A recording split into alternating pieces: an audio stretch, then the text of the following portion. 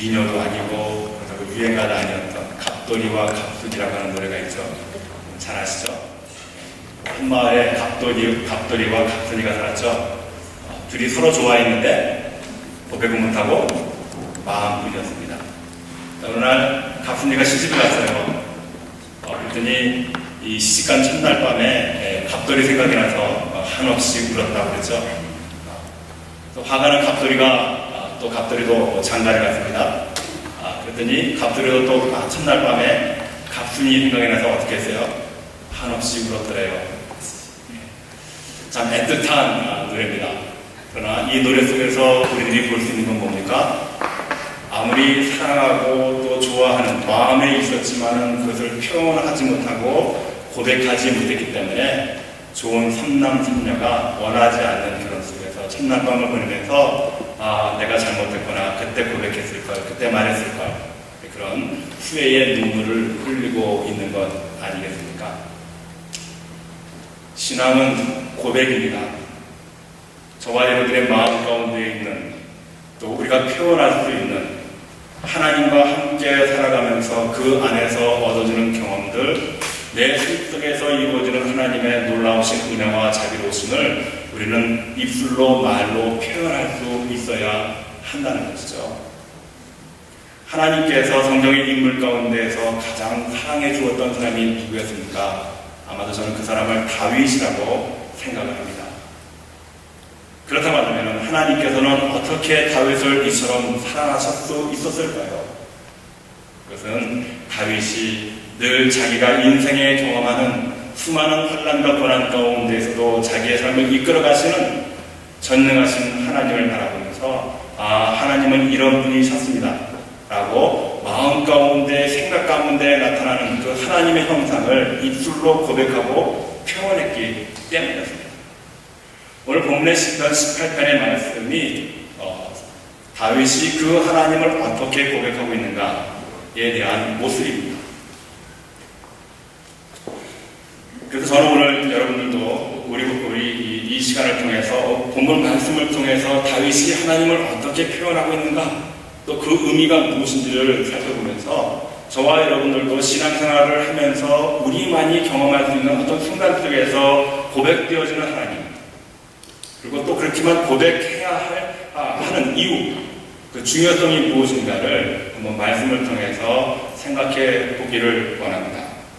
다윗은 오늘 본문의 말씀 속에서 나의 하나님이 되신 여호와여, 나의 힘이라고 하나님을 고백하고 있는 것을 볼 수 있습니다. 사람이 이 세상을 살아갈 때는 힘이 있어야 됩니다. 육체적인 힘을 우리는 체력이라고 말하죠. 또 부분적으로 눈으로 볼 수 있는 능력을 힘을 시력이라고 합니다. 또 귀로 들을 수 있는 힘을 우리가 청력이라고 하죠.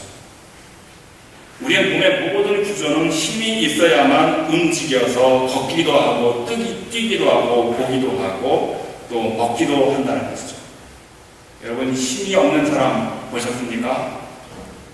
음식도 먹지를 못합니다. 뜨는 것도 물론이겠지만 입술에 또 넣어드려도 힘이 없기 때문에 삼키지를 못합니다.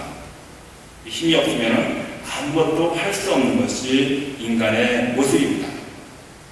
그런데 다윗은 아주 어렸을 때부터 하나님의 힘만을 의지하면서 살았던 것을 우리는 시편의 말씀을 통해서 많이 만날 수 있습니다.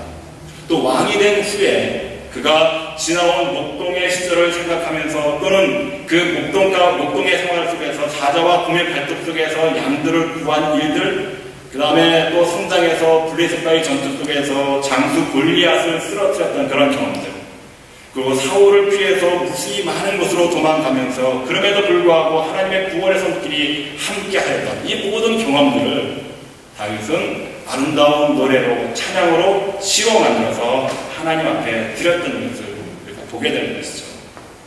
그래서 다윗은 자신의 삶의 위기 속에서 자신을 구원하신 이 하나님의 힘, 능력을 찬양하고 있는 것을 우리가 보게 됩니다. 하나님의 힘에 대해서 여호와는 나의 힘이시오 고백한 다음에 그 하나님을 내가 사랑합니다 이렇게 고백하고 있는 것을 우리가 보게 됩니다. 여러분, 내가 주를 사랑하나이다, 내가 하나님 여호와를 사랑합니다 이 고백에 이 한 줄의 센텐스는요, 시편 150편의 11인데 여기에 한 줄밖에 나오지 않습니다. 내가 주를 사랑하는가. 하나님을 사랑한다고 하는 이 표현이 시편 전체를 통틀어서 단 한 번밖에 사용되지 않는다는 것을 우리가 볼 수가 있습니다. 왜 그럴까? 여기에서 재미있는 사실은 내가 주를 사랑합니다 라고 고백할 때 이 사랑한다고 하는 이 히브리 말은요, 라함이라는 겁니다. 이 라함이라고 하는 것은 여자의 자궁이라는 뜻이에요. 이상하지 않습니까? 이 사랑한다는 단어가 어머니의 자궁이에요. 무엇을 얘기합니까? 어머니의 자궁은 그 엄마의 뱃속에 잉태되어 있는 아이를 보호할 수 있는 보호소라는 것이죠. 내가 하나님을 왜 사랑하는가?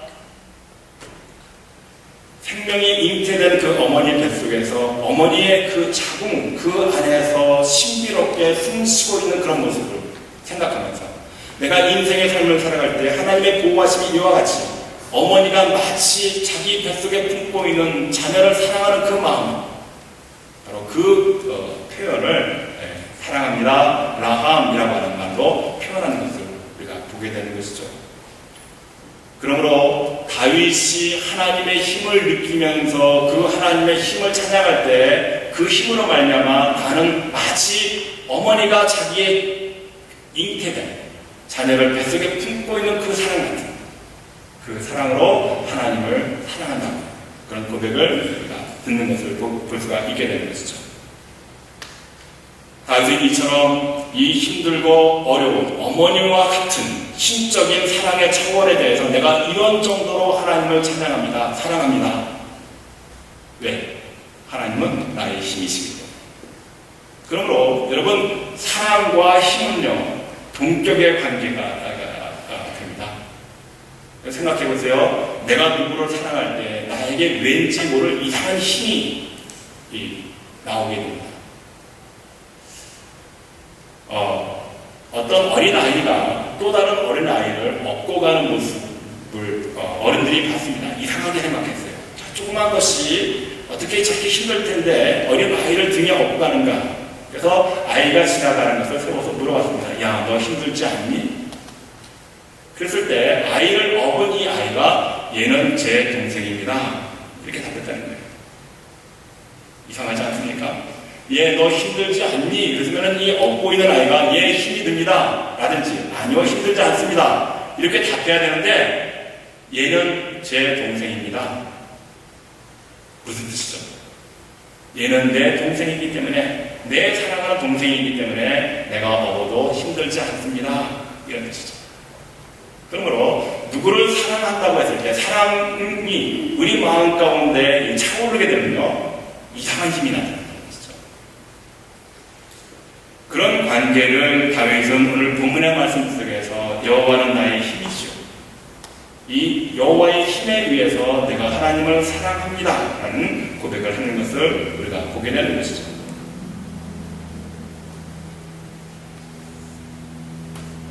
이와 같이 다윗이 하나님을 나의 힘이라고 표현하는데 이 힘에 대해서 다윗이 어떻게 무엇으로 비유하고 있는가 이런 비유된 모습들을 우리 같이 한번 살펴보도록 하겠습니다. 하나님의 힘에 대해서 다윗은 8가지를 비유로 들면서 찬양하고 있는 것을 우리가 보게 됩니다.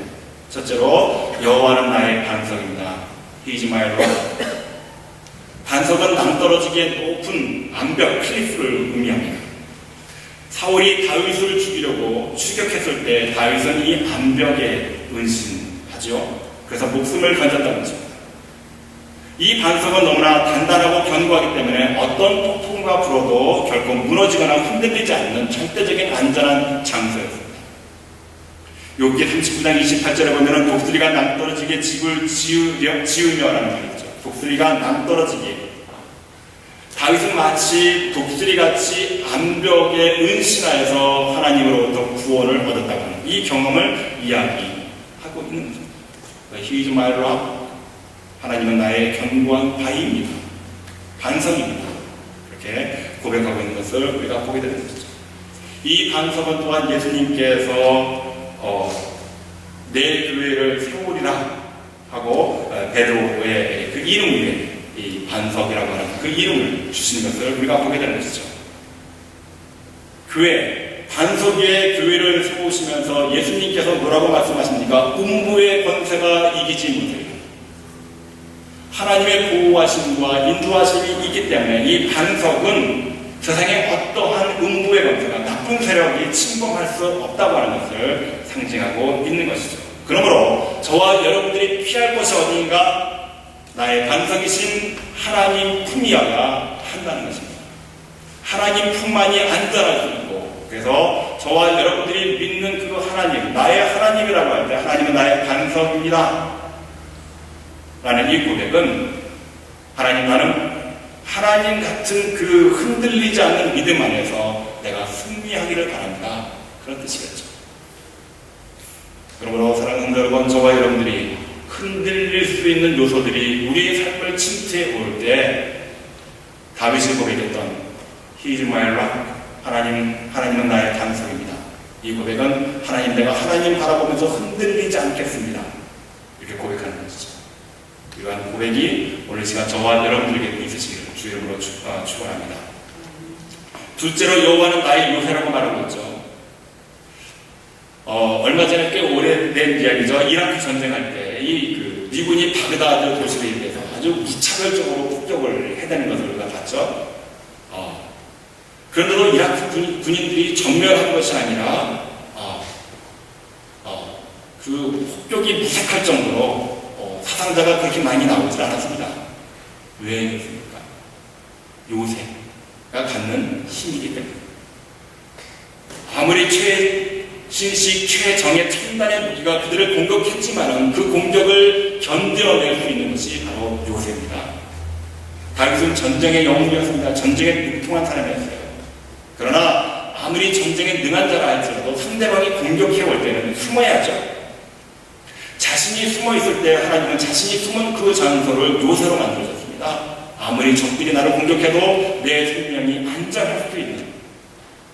그래서 그 요새에서 다윗이 한 고비를 넘긴 다음에 거기서 쉬기도 하고 해서 다시 힘을 얻고 세상에 나왔을 때, 요새에서 나왔을 때는 자기를 공격했던 상대방에게 다시 공격을 가할 수 있는 그런 모습들을 우리가 말씀을 통해서 보게 되는 것이죠.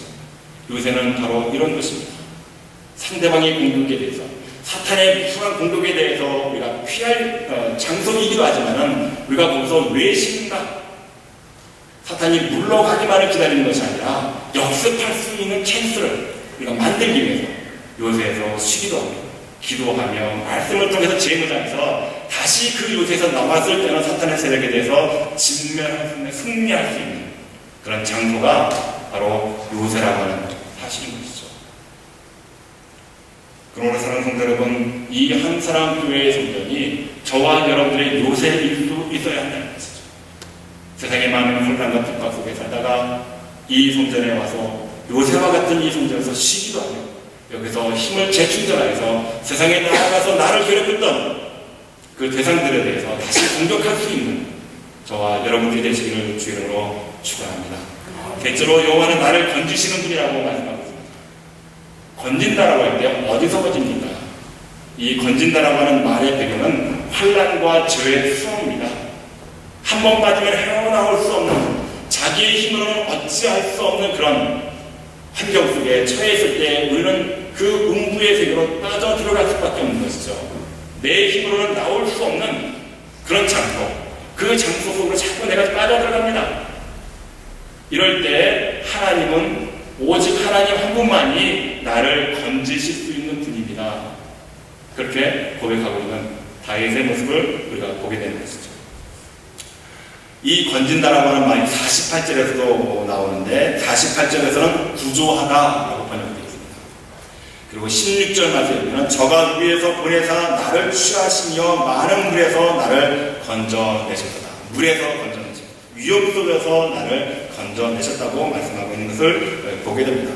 그러므로 다윗은 수많은 환난과 죄의 수렁 속에 헤맬 때에 하나님이 위에서 건져주심을 경험했던 것이죠. 이 경험 때문에 다윗은 하나님을 내 깊은 웅덩이와 수렁 속에서도 나를 건지시는 분이라고 고백할 수 있었던 것입니다.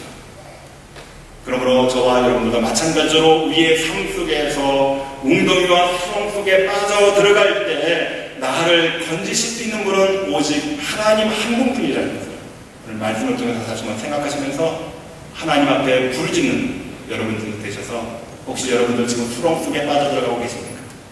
그 수렁 속에서 구조되어서 건짐을 받으시는 여러분들이 되시기를 바랍니다. 네 번째로 다윗이 고백하고 있는 여호와의 힘은 나의 하나님입니다. 여기에 나오는 하나님은 엘로힘, 우리가 잘 알고 있는 단어이죠. 엘로힘은 특별히 전능하신 하나님이라고 할 때, 능력이 많으신 하나님이라고 할 때 표현하는 단어입니다. 다윗이 하나님을 나의 하나님, 전능하신 하나님으로 고백하는 데는 특별한 이유가 있었습니다. 하나님께서는 다윗을 사랑하셔서 베들레헴의 시골의 양치기, 그 시골 촌놈을 불러다가 하나님은 이스라엘의 임금으로 삼아주셨습니다. 그래서 하나님의 은혜 가운데 다윗이 인생의 최절정기를 보내죠.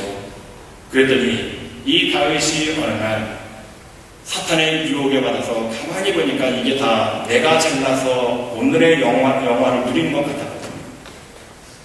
그래서 다윗이 어떤 짓을 저지릅니까? 한참 전쟁이 치열한 그 전투에 있는 자기의 휘하의 부하의 아내를 범하는 그런 못된 죄를 저지르고 봅니다. 그런 다윗을 하나님께서는 하루아침에 그 왕자에서 끌어내시죠.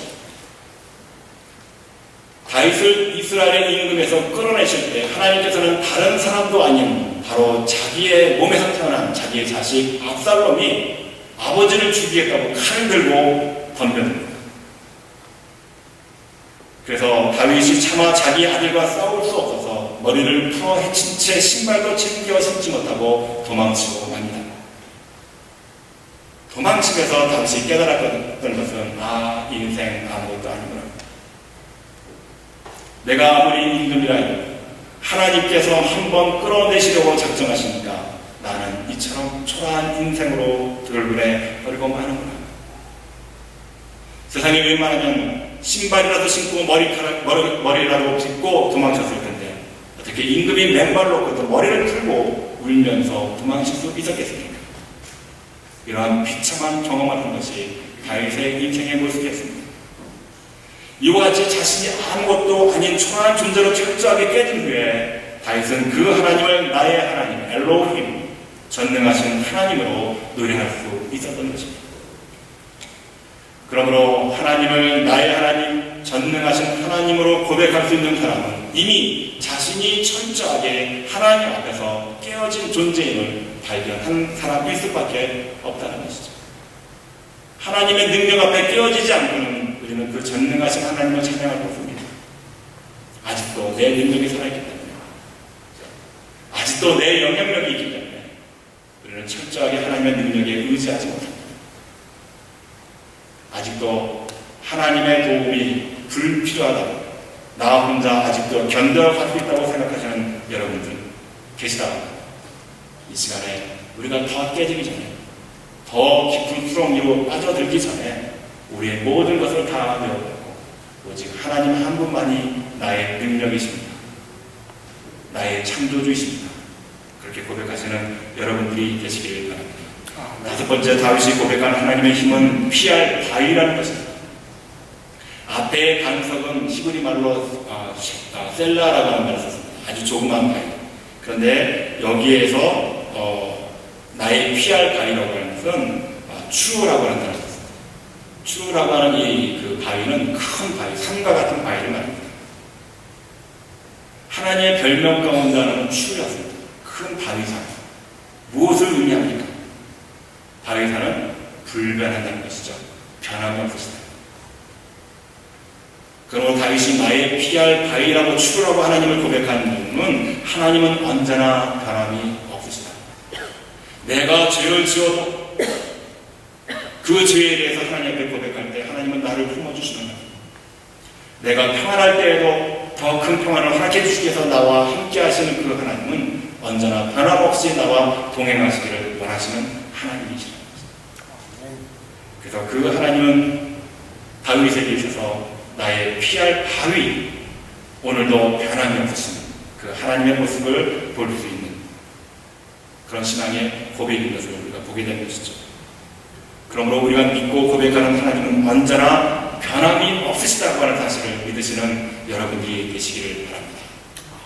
하나님이 변함이 없으신 그 하나님을 저와 여러분들이 믿는 추루의 하나님이라고 한다면 저와 여러분들도 변함이 없는 사람들이 되어야 되지 않겠습니까? 하나님은 변함이 없으신데 우리가 변한다고 한다면 우리가 변할 때 하나님도 변하게 되겠습니다. 사랑하는 성도 여러분, 한 번 믿고 또 한 번 정한 하나님의 뜻 안에 여러분들이 계시다고 한다면 그 뜻에 포함되어 있는 여러분들이 되시기를 바랍니다. 하나님과 함께 변함이 없는 우리가 될 수 있어야죠. 그래야 하나님의 일을 우리가 이루어갈 수 있지 않겠습니까? 여섯 번째, 다윗이 느꼈던 하나님의 힘은 그의 방패였습니다. 나의 방패시오.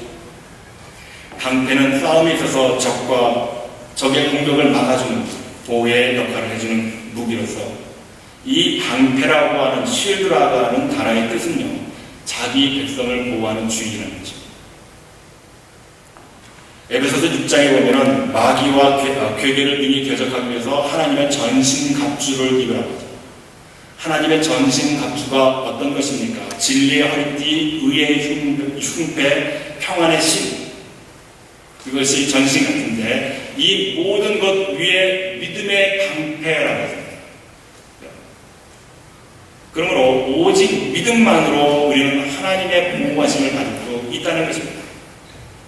다시 말씀드리면 우리가 하나님을 믿지 못한다고 하면 우리는 하나님의 음으로부터 보호하심을 받을 수 없다는 것이죠.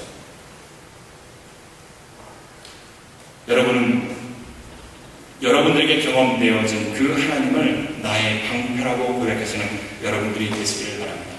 내가 나를 보호하시는 그 하나님을 내가 믿음 가운데 믿음으로 언제나 변함이 없으신 그 하나님의 보호하심이 나와 함께합니다. 그런 신앙 안에서 오늘도 우리 성가대원들이 찬양했던 것처럼 평안, 그 하늘에서 충만히 내려주시는 그 평안 속에서 살아가시는 복된 여러분들이 되시기를 바랍니다.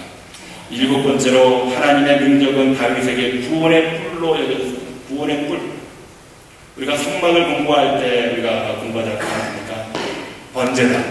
번제단이 있는데 그 네 두퉁이에 황소 뿔과 같은 홀을 만들어 뿔을 달아놨어요. 그런데 평상시에는 제물을 불태워드리는 그 제단 뿔이지만 일반적인 때에는 그것이 성전의 마당 안에 있을 때 죄를 짓고 누구든지 뛰쳐 들어와서 그 뿔을 잡으면은 그 죄값을 치르는 역할을 했습니다. 그런 능력이 있다는 거예요. 하나님은 나의 구원의 뿔이다. 내가 죄를 지어서 죽을 수밖에 없지만 그 죄 가운데에서 나를 구원하실 분은 하나님 한 분밖에 없으시다는 고백인 것이죠. 사랑하는 성도 여러분, 우리가 세상을 살다 보면 수많은 죄악 가운데 살아가지 않습니까? 죄를 짓지 않으려고 노력하고 몸부림치지만 그러나 우리가 너무나 연약하고 부족하기에 우리는 때로는 실수로 또 잘못으로 죄를 지을 수 있겠죠. 그럴 때 우리는 죄책감에서 상심한 채 자포자기하면서 세상을 살아가는 것입니다. 하나님한테 나와서 철저하게 내 죄에 대해서 고백하면서 하나님, 내가 구원의 뿔을 잡습니다. 이 뿔을 잡고 이 능력으로 내 죄에 사함받고 세상에 나아가서 다시는 하나님께서 내게 주시는 이 능력으로 내게 유혹되는 모든 죄의 상황 속에서 이길 수 있는 힘을 줍니다. 이렇게 우리가 기도해야 되지 않겠습니까? 이 성전에는 구원의 뿔이 있습니다. 이 성전에 들어와서 누구든지 하나님을 나의 하나님으로 고백하는 사람들에게 하나님께서는 더 이상 죄를 묻지 않습니다. 그런 죄 사함의 은총 속에서 기쁨 속에서 더 풍성한 신앙생활로 나아가시는 복된 여러분들이 되시기를 바랍니다. 마지막으로 다윗은 여호와는 나의 산성이라고 했습니다. 커다란 성. 지금이야 그렇지 않겠지만 옛날 고대의 전쟁은 높은 바위 위에 물 하나만 내면 그것이 산성이었어요. 왜 그렇습니까? 적이 올라오지 못합니다. 적이 아무리 기어 올라온다 할지라도 기진맥진해서 힘이 다 빠져서 그 산성 꼭대기까지 올라오거든요. 그냥 간단하게 제압되는 것이 산성의 역할입니다. 다윗이 하나님은 나의 산성이요라고 고백하는 것은 하나님이 산성처럼 나를 지켜주시기 때문에 원수가 감히 나에게 근접하지 못한다는 것이죠. 바꾸어 말하면 하나님의 품이 가장 안전한 처소라는 것입니다. 어머니의 품은 그 아이에게 전부입니다. 마찬가지로 산성은 다윗에게 있어서 하나님의 품이었습니다. 시편 9편 9절에 보니까 여호와는 압제당하는 자의 산성이요 환난 때의 산성이시로다 고백하고 있습니다. 환난 때, 환난이라고 하는 말은 괴로움과 번민, 우한과 위험 등을 포함하고 있는 말입니다. 환난에 해당하는 히브리 말은 빠초라떼라고 하는 말입니다. 빠초라떼. 이 말은 무언가로부터의 결핍, 부족, 빈곤, 궁핍함이라는 것입니다. 그런데 어디에서부터 오는 결핍, 부족, 빈곤, 궁핍인가 하면 예전에 전쟁을 치를 때 힘 있는 나라가 그 힘없는 나라의 성을 포위를 해요. 그래서 오랜 시간 동안 그 성 주변에서 기다려요. 그럼 성 안에 있는 식량이 떨어지지 않습니까? 그때 나타나는 빈곤, 부족, 바로 그것을 말하는 것이 환난이에요. 빠초였죠. 군사들이 그 성을 에워싸고 그 성에 들어가는 물자를 차단시킬 때 결국 성 안의 음식물이 바닥나게 되어서 항복할 수밖에 없게 되겠죠. 그러므로 빠초라떼는 단순히 무언가 결핍된 상태를 가리키는 것이 아니라 누군가에 의해서 차단됨으로 인해서 궁핍한 상태를 말한다는 것이죠. 저와 여러분의 혼란은 우리가 무언가 부족해서 느끼는 혼란이 아니라 누군가로부터 내가 공급받아야 될 것을 차단당하기 때문에 어려움을 겪는다. 여러분들을 누가 차단하고 있어요? 여러분들에게 향하는 하나님의 은총과 하나님의 사랑을 누구로부터 차단당하고 계십니까? 세상의 물질, 사탄의 유혹들, 또 세상에서 짓는 우리들의 죄와 이 모든 것들이 저와 여러분들의 환난을 자초할 수 있게 된다는 것이죠. 이 환난에서 구원할 나의 산성이십니다. 이렇게 박해를 받고 권리를 빼앗긴 약자들에게 하나님께서는 강한 요새가 되시고 이제 하나님께 피한 약자는 더 이상 약자가 아니라는 것이죠. 왜냐하면 하나님의 품은 하나님의 산성은 세상의 그 어느 것도 무너뜨릴 수 없기 때문입니다. 그러므로 성도들이 의지할 것은 바로 산성이신 하나님이심을 믿으시기를 바랍니다. 다윗은 험한 삶을 살았지만 그가 하나님께 대한 자신의 사랑을 고백함으로 하나님의 사랑과 축복을 받으며 살았습니다. 다윗이 이스라엘의 역대 왕들 가운데서 가장 성분이요 하나님께서 인정하셨던 그런 사람으로 굳게 설 수 있게 된 것이죠. 이스라엘 백성들이 다윗을 왜 사랑했습니까? 다윗은 하나님께로부터 물려받은 그 성품, 하나님은 나의 반석이요 나의 요새시요 나의 산성이시요 나의 방패시요 나를 건지시는 자요 나의 하나님이요, 이러한 하나님에 대한 능력을 경험한 그 다윗이 이제는 하나님의 능력으로 더불어 살아가는 성분이 되었다는 겁니다. 가난한 자들, 불쌍한 자들, 연약한 자들, 힘이 없는 자들, 세상에 실패한 자들이 다윗에게 나왔을 때 다윗은 그들을 내치지 않았습니다. 피난길에 있을 때부터 다윗은 400명, 600명이나 되는 오고 갈 것 없는 사람들을 보호하는 보호막이 되었습니다. 그런 삶을 살았던 그 다윗에게 하나님은 평생 그를 함께 하시면서 다윗이 고백하고 있는 나의 힘이 되었던 그런 하나님이 될 수 있었던 것이죠. 사랑하는 성도 여러분, 저와 여러분은 하나님을 어떻게 고백하고 계십니까? 우리가 내가 고백하는 그 하나님이 나의 인격, 나의 성품을 형성하게 가고 있다고 하는 것을 깨달으시는 여러분들이 되시기를 바랍니다. 내가 생각하는 하나님이 내가 세상 속에서 못 비춰주는 하나님인 것을 여러분들이 느끼시길 바랍니다. 어떤 사람이 될 것인가?는 내가 믿는 나의 하나님을 어떻게 고백하느냐, 거기에 달려있다. 내가 고백하는 그 하나님의 모습, 그 모습 가지고 우리는 세상에 나아가서 세상의 연약한 자들, 부족한 자들, 힘이 없고 실패한 자들에게 그 모습으로 나와 함께 하시는 하나님의 사랑을 나눠줄 수 있고 공급해 줄 수 있고 차단된 곳으로부터 통로를 뚫어줄 수 있는 그런 능력의 사람들이 되어야 되지 않겠습니까? 이 사명을 감당하시기 위해서 먼저 저와 여러분들이 오늘 이 예배를 통해서 다시 한번 깨달아야 될 것은 여러분들은 과연 여러분들이 믿는 하나님을 어떤 하나님으로 고백하고 있는가? 그 모습대로 내가 세상에 나아가는 나의 모습이 결정되기 때문에 오늘 이 시간에 여러분들이 이 성전 안에서 하나님, 나는 하나님을 이런 하나님으로 고백하고 있습니다. 이 하나님, 이 성품을 본받아서 내가 세상에서 그렇게 살아갈 수 있도록 나에게 나의 힘이 되어주시고 나의 능력이 되어주옵소서. 기도하시면서 응답받고 세상에 돌아가셔서 죄악 가운데 살아가는 것입니다. 많은 사람들 하나님의 사랑을 공급해 줄 수 있는 능력이 있는 복된 성도들이 되시기를 주 이름으로 간절히 축원합니다. 기도하시겠습니다.